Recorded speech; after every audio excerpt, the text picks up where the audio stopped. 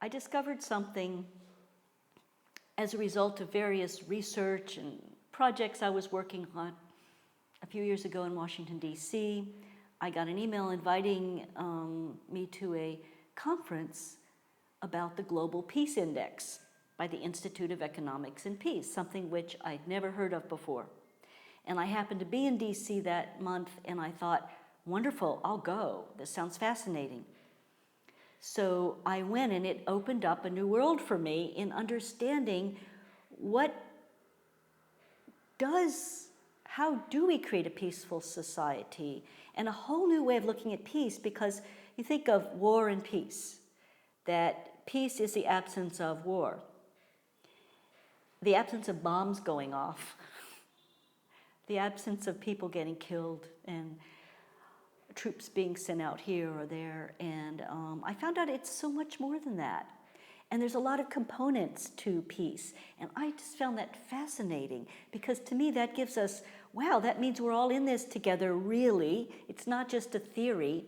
It means that we can look at how a peaceful society is created and address some of the weak links and strengthen them.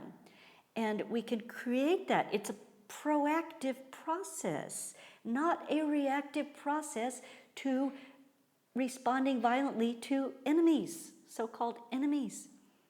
So they rank countries, and they look at 23 different indicators, and they come up with various rankings. So a country can see, well, how do we rank? And okay, well, what goes into that? Let's learn something about that.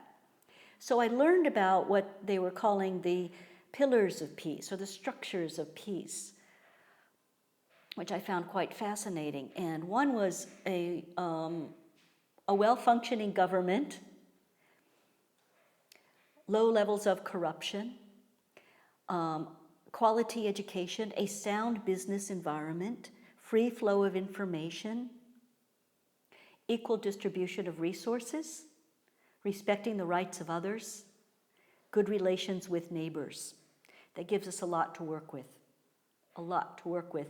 And so when I began to think in these terms, I began to think of practical ways to apply what I knew in programs that could be brought into the world of government, police, business, education, and so forth, to address all of this and thereby have a larger goal of raising the peace index, which of course is going to have to involve raising our personal peace index.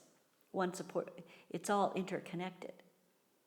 So I had been going to business groups, the British business group, the Indian business group in Mumbai, and I could see, and looking at, okay, a sound business environment, what exactly does that mean?